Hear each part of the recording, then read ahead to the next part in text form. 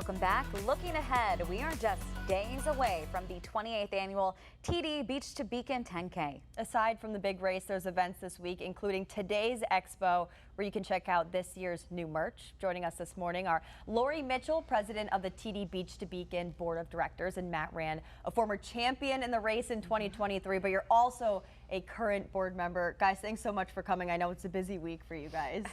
Yes, Thank you for having us. Yeah, thanks for having us. Of course. So race week is packed with activities before the race kicks off on Saturday. As we approach this weekend, what's going on today? Tell us more about that.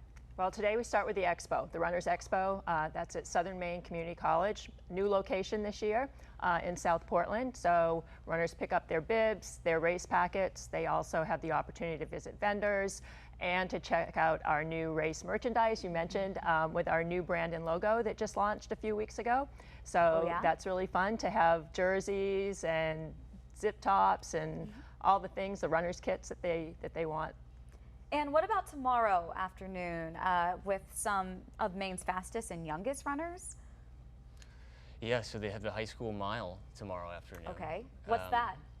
So that's some of the most elite high school age runners who have maybe won a state title in Maine or the 800 meters. They're competing in track events, and so it's a shorter race meant for the younger folks, but it's high level competition. That it's a sought after title in the community among the high school kids. I want to go back to the logo for a second. Why are we seeing a new one this year? Just to freshen things Just a up. fresh Look to the race, and we're getting a lot of great feedback about it. We introduced it a few weeks back, and we've gotten great reactions. And we also, you'll see it this year on finishers medals. And so every finisher will get a TD Beach to Beacon medal with a new logo. And of course, the merchandise that you'll see from Marathon Sports at the Expo will also sport the new logo. Exciting. I mean, may I ask, how are you two feeling this week? A lot of work to get here, right? Yeah. It's organized chaos. It's just keeping track of everything each day, but you can feel the excitement in Cape Elizabeth particularly, that the community just comes alive and comes together for this event, and so much goes into it, and it's all coming together this week, so it's very exciting. And what is it like to go from a runner to being on the board? Yeah, you have some insight there. Yeah, right. I've run the race 20 times before, so I know the ins and outs of it from the runner experience. So I've tried to bring some of that perspective to the board. But now we're just trying to elevate the experience for the runners today, and just try to innovate and improve each year. And I think that we've done a great job of that this year. So we're excited to see how it all comes together on Saturday. So Matt, how are you prepping this week? Do you have like a special diet or like a special course that you're running this week? What is the preparation like as a runner? Yeah, I probably should have a special diet, but that doesn't mean I do. I really don't. Aside from the night before, you want to make sure you're fueling correctly. Maybe have some carbs, hydrate, drink a lot of water, especially with the humid weather we're going to have. It's going to be kind of sticky out there, so you want to be prepared for that. That's a good point. It's a beach day for a lot of people, but maybe not the best running weather, right? Let's talk about the beneficiary this year, Dirigo Reeds. Tell me a little bit about this organization. So they're an organization that serves their goal is to serve all first graders across the state, where they get a new book every month of the school year. And being this year's race beneficiary really is allowing them to expand into more schools. And that's for tomorrow's press event, our title sponsor TD will be presenting a very nice check to Dirigo Reeds to help them reach their goals of reaching all Maine first graders. That's amazing. So is there a prize if you come in first place? If so, what is that? And does anybody else get some sort of prize if they don't come out on top? There are lots of prizes, and for the first men's finisher, women's finisher, our local Maine athletes, and Matt's going to talk more about that, our para athletes and wheelchair athletes, and there are also age group awards. All right, Matt, take it away. So in order to draw that best talent, you got to offer that prize money. So there is, I guess I'll start with the Maine residents.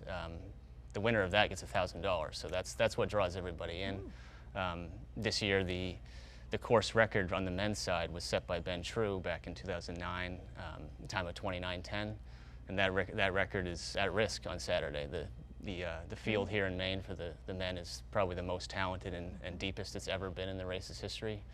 So there are 4 men that are capable of breaking that record.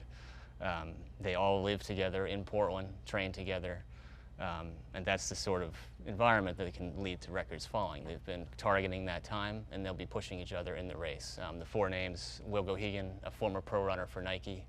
He also won the Maine title back in 2014.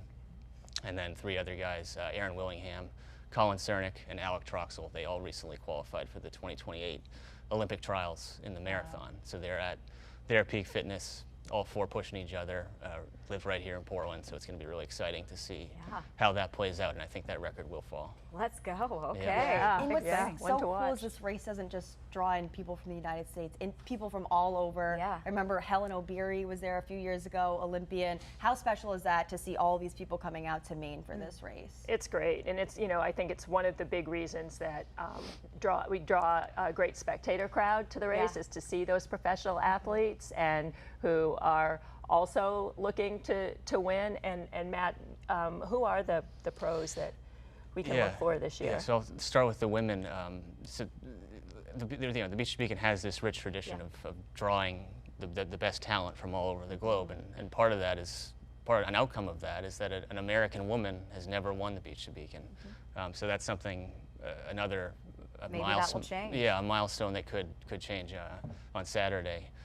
There's a few U.S. Olympians, Elise Cranny, Dakota Pepin, who are competing. A couple U.S. champions, Molly Bourne, Kellen Taylor. Those are the names that could make history on Saturday by becoming the first American woman to win the Beach to Beacon. You've set the stage.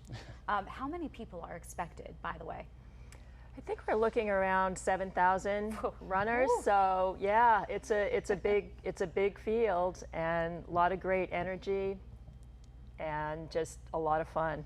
Lori, So exciting. Very thankful that you guys came on the show. I'm excited. Yeah, Big well, weekend in store. get out there and watch or run. Yeah, it's fun to watch too as a spectator. It is fun to watch. All right, thanks guys.